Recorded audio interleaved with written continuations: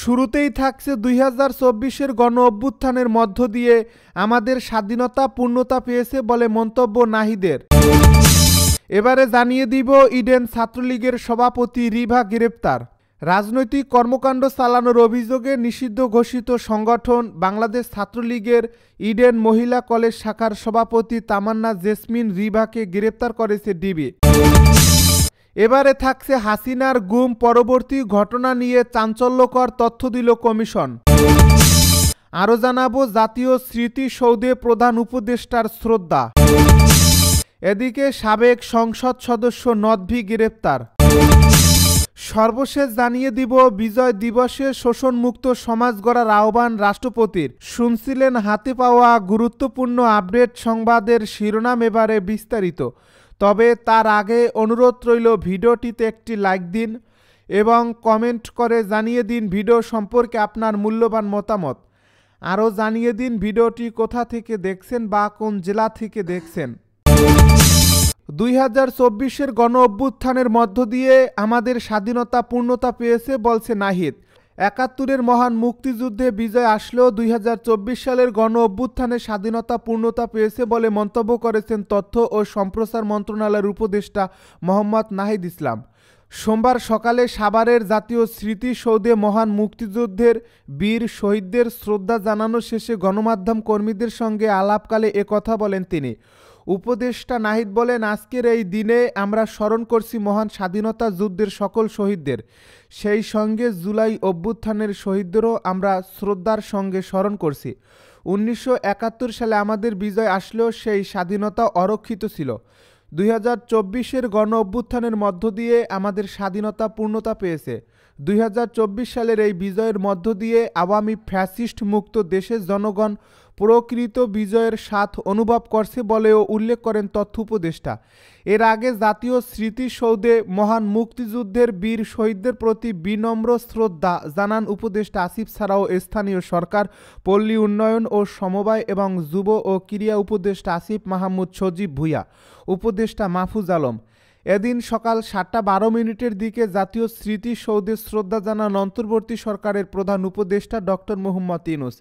এ সময় তার সঙ্গে মুক্তিযুদ্ধের বীর শহীদদের প্রতি শ্রদ্ধা জানান ঢাকায় সফররত পূর্ব তিমুরের president Jose Ramos Horta. Eden ছাত্রলীগের সভাপতি রিভা গ্রেপ্তার। রাজনৈতিক কর্মকাণ্ড চালানোর অভিযোগে নিষিদ্ধ ঘোষিত সংগঠন বাংলাদেশ ছাত্রলীগের ইডেন মহিলা কলেজ শাখার সভাপতি তামান্না জেসমিন রিভাকে গ্রেপ্তার করেছে ডিবি। রোববার দিবাগত রাতে বিষয়টি নিশ্চিত করে ঢাকা মহানগর পুলিশের অতিরিক্ত কমিশনার রেজাউল মল্লিক বলেন, আওয়ামী লীগের ছাত্র সংগঠন বাংলাদেশ ছাত্রলীগকে নিষিদ্ধ ঘোষণা করেছে অন্তর্বর্তীকালীন সরকার। একই সঙ্গে এই ছাত্র সংগঠনকে নিষিদ্ধ সত্তা হিসেবে তালিকাভুক্ত করেছে। অথচ এমন একটি দলের হয়ে রাজনৈতিক তৎপরতার চেষ্টা চলছিল। সুনির্দিষ্ট অভিযোগ ও তথ্যের ভিত্তিতে নিষিদ্ধ ঘোষিত ছাত্র সংগঠন বাংলাদেশ ছাত্রলীগের ইডেন মহিলা কলেজ শাখার সভাপতি তামান্না জেসমিন রিভাকে রাজধানী থেকে গ্রেপ্তার করা হয়েছে। তার বিরুদ্ধে একাধিক মামলাও রয়েছে।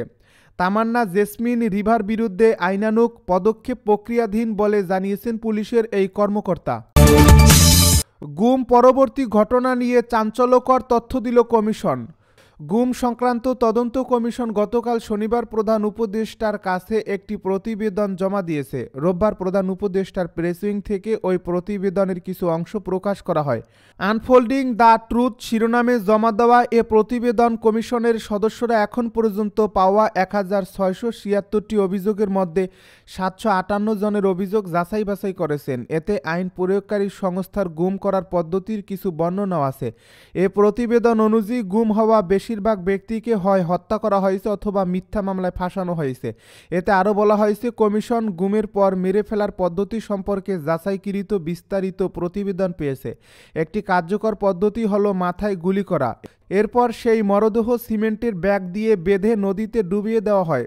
র্যাবে কর্মরত সামরিক বাহিনীর কর্মকর্তারা এই পদ্ধতিকে মরদেহ ডুবিয়ে দেওয়ার আদর্শ পদ্ধতি হিসাবে বর্ণনা করেছেন। এ প্রতিবেদনে এমনটা বলা হয়, হত্যার উপযুক্ত স্থান হিসেবে বুড়িগঙ্গা নদী, শীতলক্ষ্যা নদী এবং পোস্তগোলা সেতুর কাছাকাছি এলাকায় উল্লেখ করা হয়েছে। সুন্দরবনের জলদস্যুদের কাছ থেকে জব্দ করা একটি নৌকার উল্লেখ আছে এ প্রতিবেদনে, যেটি পোস্তগোলা সেতুর কাছে রাখা হয়েছিল। র্যাবের এক ব্যাটালিয়ন কমান্ডারের অভিজ্ঞতার বর্ণনা দিয়ে তার বরাতে প্রতিবেদনে বলা হয়, র্যাবের তৎকালীন গোয়েন্দা প্রধান পরিচালিত একটি সেশনে র্যাবের ঢোকার অংশ হিসাবে একটি সেতুতে দুজনকে হত্যা করা হয়েছে। র্যাবের গোয়েন্দা বিভাগে নিয়োজিত আরেক সৈনিকের বরাতে এতে বলা হয়, এক ভুক্তভোগী নদীতে ঝাঁপিয়ে পড়ে পালিয়ে যাওয়ার চেষ্টা করেন। তাকে নদী থেকে উঠিয়ে আনা হয় এবং পরে ঘটনাস্থলেই তাকে হত্যা করা হয়।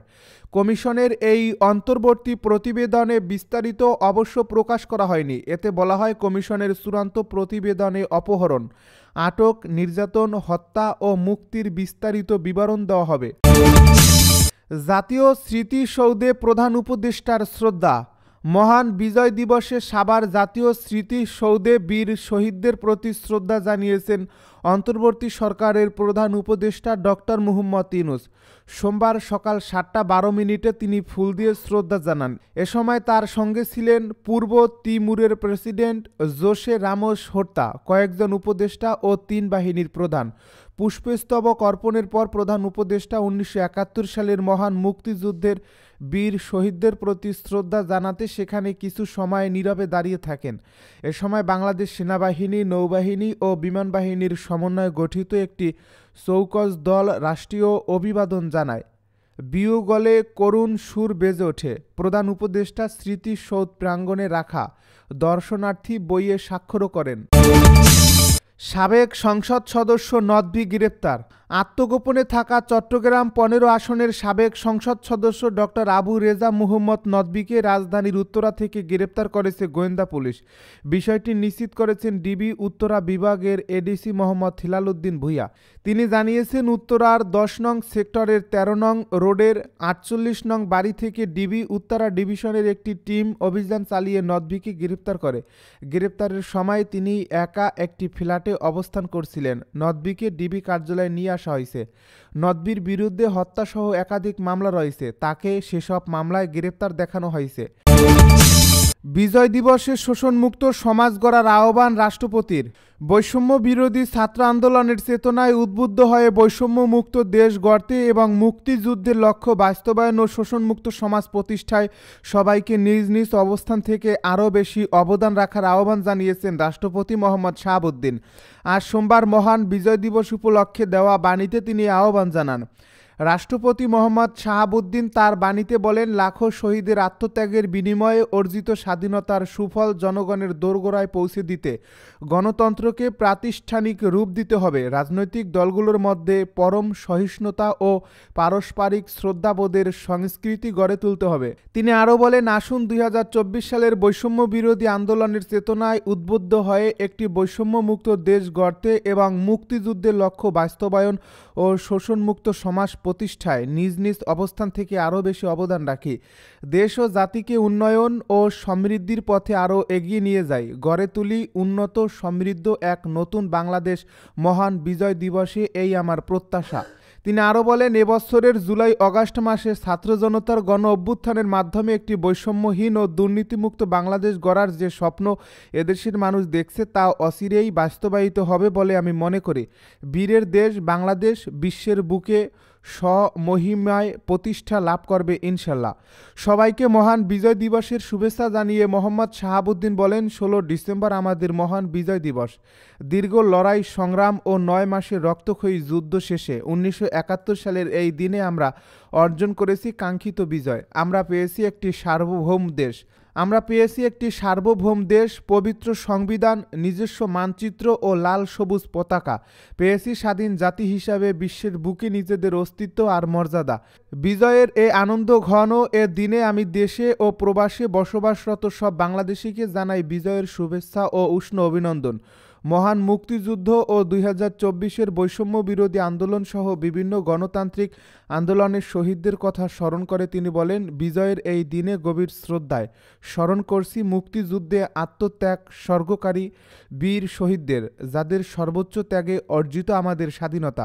আমি কৃতজ্ঞতার সঙ্গে স্মরণ করছি সব জাতীয় নেতা, বীর মুক্তিযোদ্ধা, সম্ভ্রম হারা 2 লক্ষ মা বোন, মুক্তিযুদ্ধের সংগঠক সমর্থক, বিদেশি বন্ধু, যুদ্ধহত ও শহীদ পরিবারের সদস্যসহ সর্বস্তরের জনগণকে, যারা আমাদের বিজয় অর্জনে প্রত্যক্ষ ও পরোক্ষভাবে অবদান রেখেছেন।